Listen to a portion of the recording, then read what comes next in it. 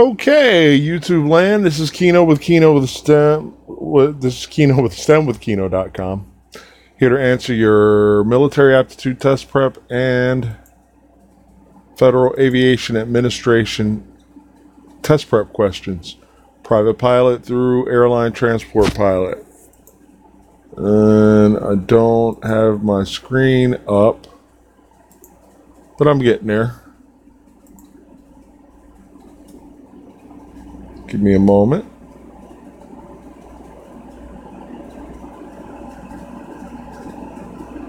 Really.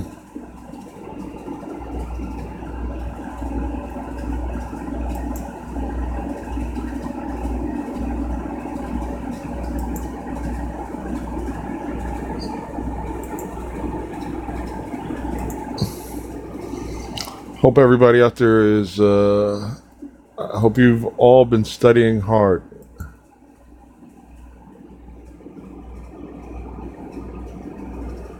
Private pilot check ride is next week, and I'm studying right now. This video is perfect timing. Well, I am here every week, Friday 9 to 11 Eastern time. Well, actually 9 to 10 for the live stream, and then my clients, I take care of their personal needs. Excuse me. So, what are you preparing for your? I forget your I think I saw PPL. Okay, Georgia Flyer PPL check ride is next week, and I'm studying right now. Do you have the practical test standards for the private pilot check ride? It's a book that's put out by ASA. And I mean everything, every area operation that you are responsible for knowing, you know, is there. And actually, the examiner cannot ask you any questions outside of what's dictated in the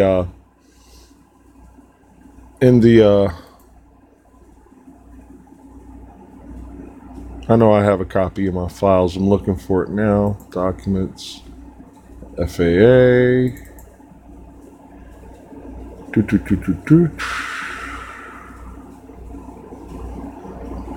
Private pilot. Private pilot PTS. I know I had it. Where do you fly out of, Georgia Flyer?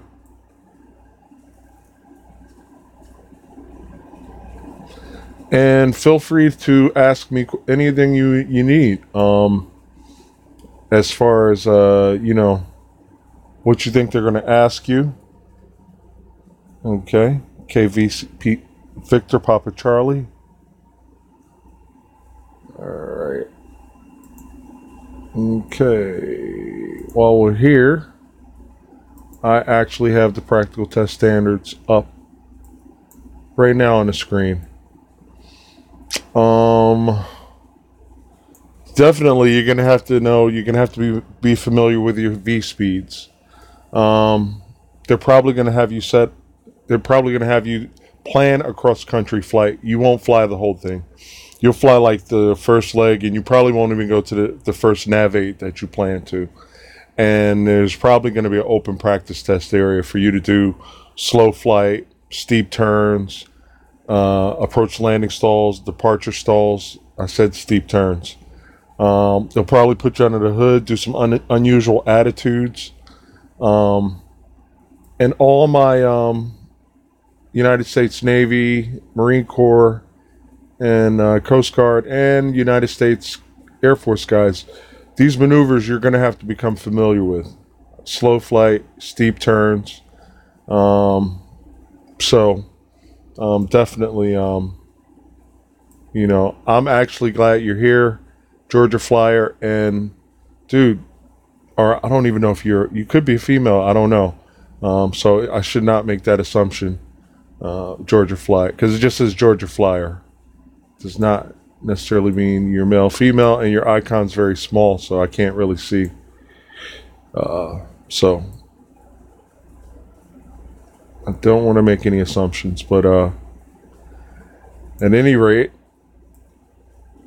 Georgia Flyer, What are the required documents? These are. Uh, I'm a guy. Okay, cool. Good, good, good. Well, you're going to have to take the aviation selection test battery if you want to fly in the Navy, and I am a tutor for that. In addition to that, the API, and but anyways, okay.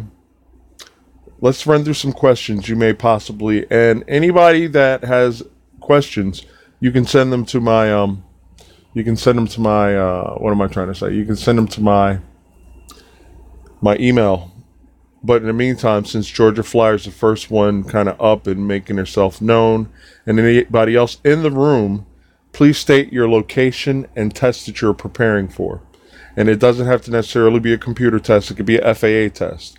Like Georgia Flyer, he has to prepare for an actual oral examination and a practical test, which he will get in an airplane, do some maneuvers.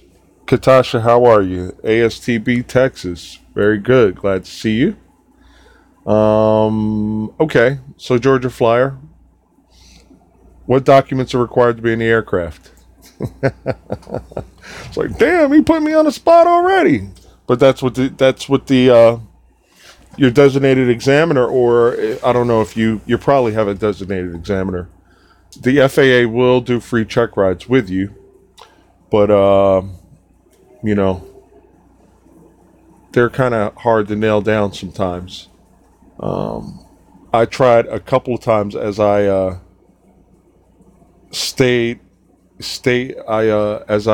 when I was a full-time flight instructor. I try to send guys to the FAA. FAA, no, we're too busy.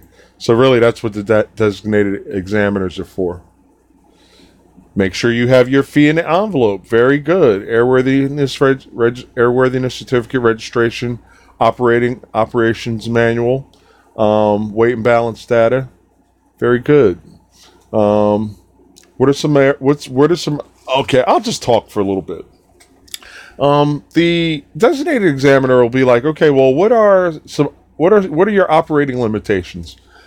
Because when you go into your operator's manual, you're going to discuss operating limitations, like your maneuvering speed, flaps extended speed, stall speed landing configuration, stall speed departure configuration. The designated examiner will, okay, so they want to know where else are you going to see limitations besides the book? Well, in your baggage compartment, it may say max baggage 50 pounds, maneuvering speed 97 knots. These are placards. Your fuel selector valve, those are operating limitations. Your left, your right, your both. What type aircraft are you doing this check ride in?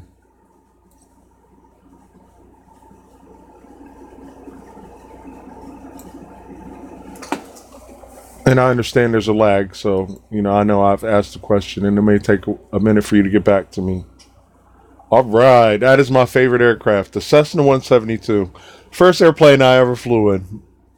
What was my first flight?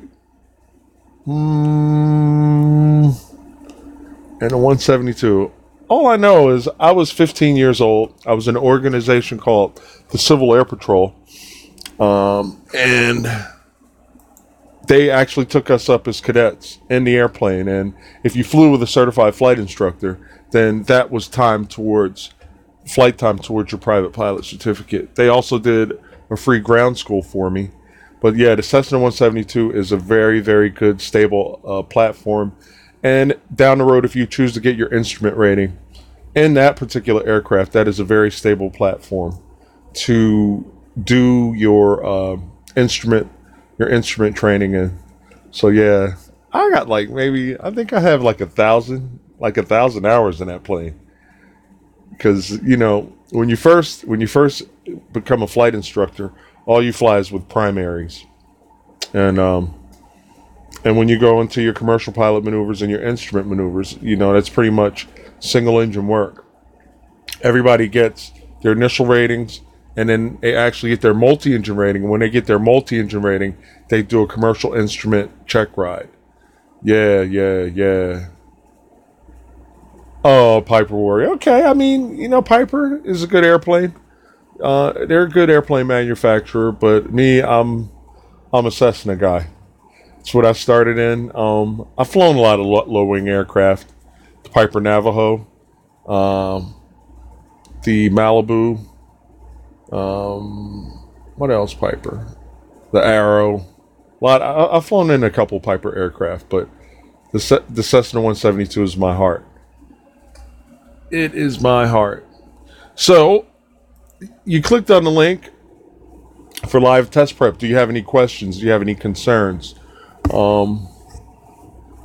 And my ASTB people, AFOQT, I'm checking the mail. I don't see anything yet, so I'll just keep talking about flying stuff because it is something new to the room. We don't get too many FAA or private pilot applicants. So until you guys have a question that pops up in the email, I'll just keep looking and we'll talk about it. Let's talk about some more things. And all my pilot wannabes, you'll have to be familiar with this. So Arrow, that was a good answer. Definitely, you want to know your V speeds. You want to have those. You want to have them down by heart. Your stall speed landing configuration, which is dirty.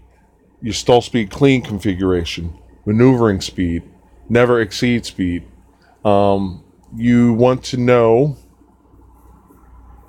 You want to be familiar with the airspeed indicator, the painting, the color coding. I said painting, the color codings. You know what? They're really not that much different. The only thing is the Cessna 172 is a gravity-fed system.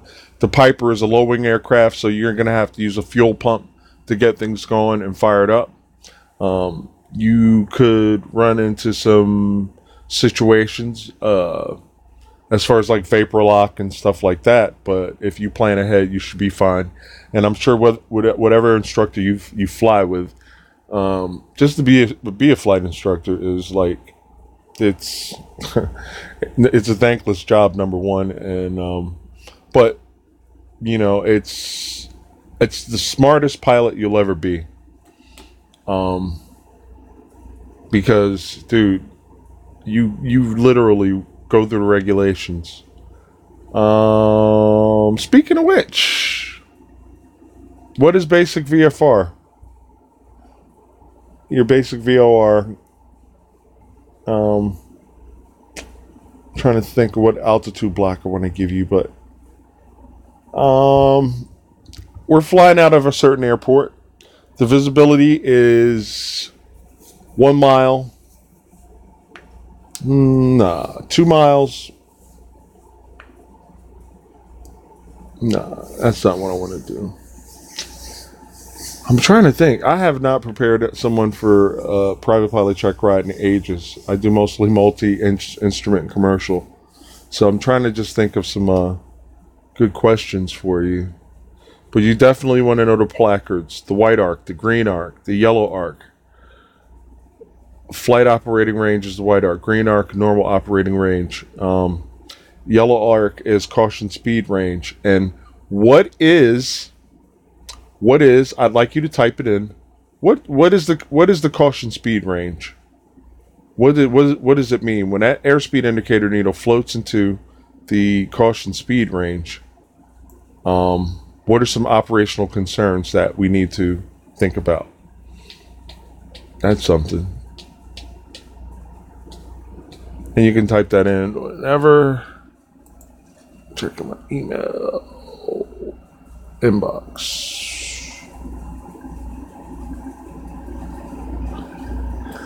And I hope there's no lag because I sent myself an email just as a test. Yellow arc, you can fly that, in smooth range. Okay, that's good. And smooth air.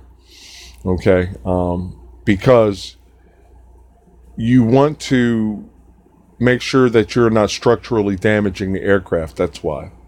So if you got yourself in turbulence and your plane's getting banged around, That's why maneuvering speed is good. If you're in turbulence, you go directly to maneuvering speed because you can put in full control inputs, aileron, elevator, and rudder without structurally damaging the aircraft. You get into that yellow arc and you get yourself in a situation of really severe turbulence or something like that, and you're trying to right yourself, you could structurally damage that aircraft. So that's why we have a maneuvering speed. And in some aircraft, they call it a turbulence penetration speed. So that is definitely something you want to, like if there are thunderstorms in the area and stuff like that, you definitely want to be kind of near that realm, in that realm. Yeah, good to know. Okay, you can ask me questions. Now,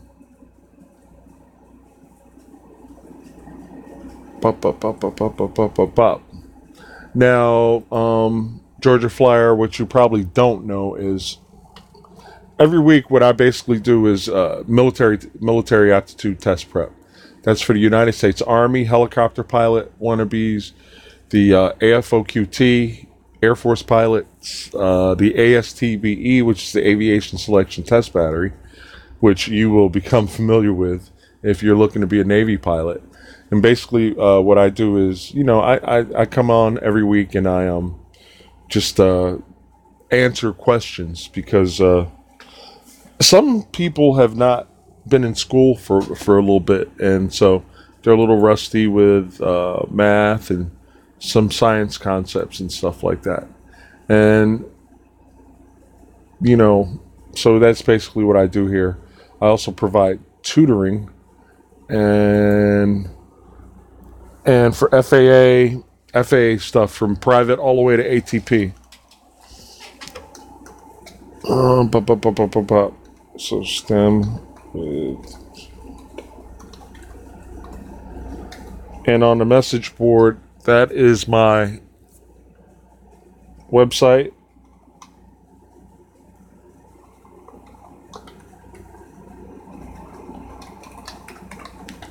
And that is my Gmail. We'll have an Aviation Science. Aviation Science? Hell yeah. Dude, they'll have a hard on for you. Seriously. But the only thing is not to get cocky. Because did your aviation science degree, because I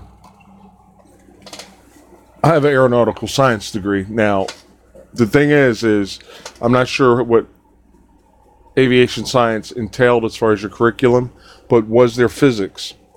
Was there physics involved? Because for Navy, for the ASTBE, for the aviation pre-flight indoctrination and primary, physics is going to be really good. And I do have some physics videos here.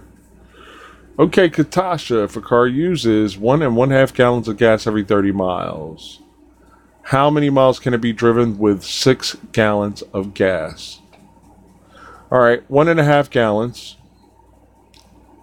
30 miles. So 6 gallons will give me 120 miles. Okay. But you're like, how'd you do that in your head? All right. Let me turn that off and let's get...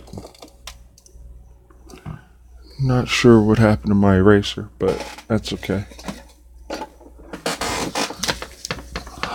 We will press on here. All right. So these are some of the questions, Georgia Flyer, that you will see when you start preparing for your freshman year of college, pursuing that degree. Now, okay, yeah. If they offer physics, at least take Physics 1. I don't know if Physics 1 and Physics 2 is a part of your curriculum, but you'll definitely need physics if you're going to be dealing with the Navy and you're going to be pursuing it. If you're going to be a student naval aviator, you have to be familiar with it. Okay, so back to Katasha. We have a car, and it uses 1 1/2 gallons of gas. And Georgia Fly, these are the type of questions that you will find on the ASTB. So, stay tuned. I'm here every week working on these questions. If a car uses 1.5 gallons of gas every 30 miles. So I diagram stuff. We have our car. Don't laugh at my artwork. But if I have 1.5 gallons, that will get me 30 miles. So this is basically, it's a ratio. All right. So basically I could say 1.5 over 30. But when we do a proportion, what we have to do is we have to put our gas and then miles. So we have to keep it in that format. All right. So gas, 1.5 gallons of gas will give you 30 miles. So how many with 6 gallons of gas? So the gas goes up top here. And basically what we do is we cross multiply and divide. So if we cross multiply, which means 6 times 30 is 180. When I look at this, just rapid math, 6 times 3 is 18, then add the 0. So I know it's 180. And then I divide by 1.5. 180 goes under the house. Making sure I'm on the screen there. Okay. This goes over 1, and we add a 0 because we cannot divide with that. We can't divide with that decimal there and the dividend. It's got, or the divisor. It's got to come over. And I'm kind of stepping on my thing. So 15 can't go into 1, but it can go into 18 one time. 15, we subtract 15. We get 3, drop to 0, 30, 2, and then 0 finishes out to the decimal. So the answer is 120 miles. That's how much distance, and that will be answer Charlie. Okay. That's a decent question, Katasha.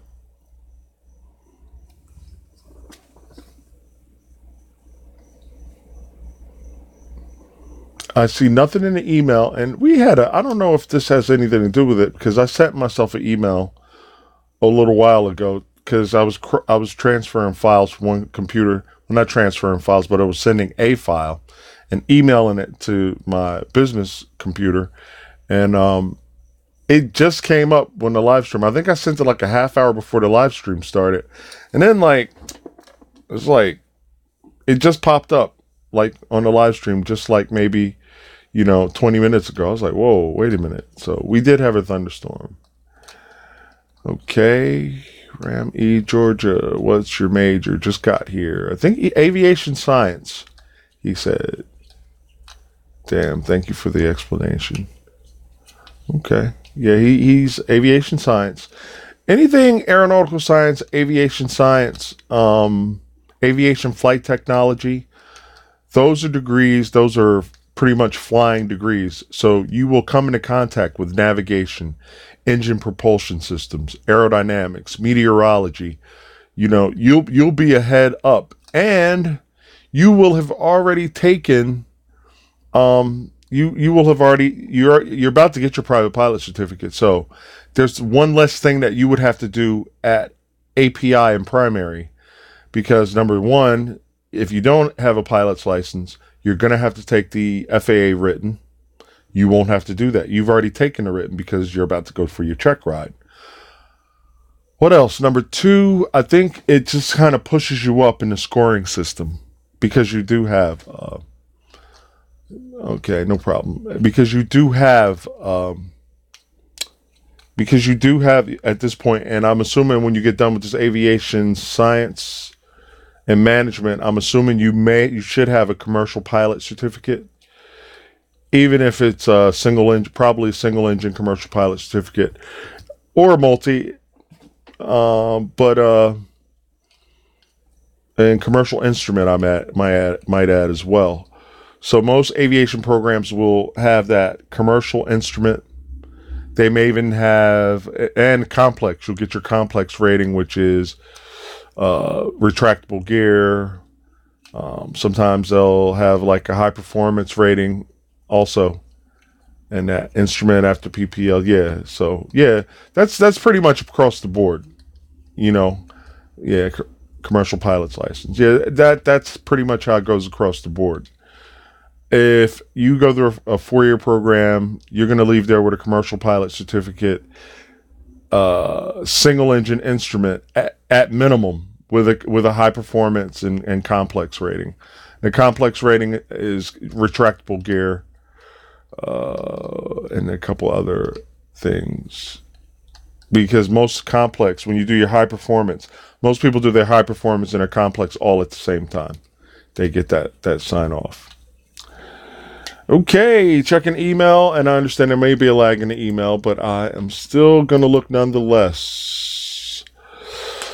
Okay, Y Ram E. I'm not even sure if I'm pronouncing that right. I have a unusual name, and I try to make it a point to pronounce people's names correctly, because I've been called Keanu, like Keanu Reeves, Kato. Oh man, they beat the hell out of my name, but it's Kino, like a key, and no, Kino. That's it. All right. Yeah. So anybody would aviate, but here's the thing, Georgia Flyer too. A lot of pilots get cocky. Oh man, I got I got my commercial. I'm going through the PTS, practical test standards, as we speak. Very good. Know everything in those. You're responsible to know everything in those practical test standards, line by line. And look, if there's anything you're a little bit unsure about, dude, ask away. I'm pretty sure your instructors beat the crap out of you, but hey, I'll beat the crap out of you too and make sure that you're sharp for your check ride. Let's see. I'm probably going to be doing more videos on instrument ratings. Okay. No, that's Marine Corps. I mean, you gotta go through an AOCS program, and I think that's like 8 weeks or something like that. I think it's 8 weeks. But if you were going Marine Corps, you would have to go through like almost a year of training before you actually even get the API, your aviation pre-flight indoctrination, where you get to start learning about aerodynamics, meteorology, engine systems, and stuff like that. And guys, check out my used to be. Check out my API. It's an API UP. If you go to my videos, if you're subscribed to me, you can go to my videos, and over the last week or so, I put out 2 videos on things that you need to know. You know things like Bernoulli's principle, stuff like how, airfoil terminology, stuff like that, but they actually go deep in the formula. You will actually have to figure out aspect ratio. Like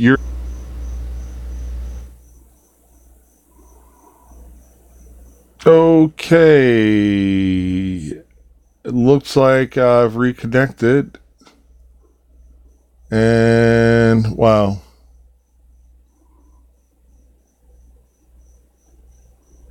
Okay.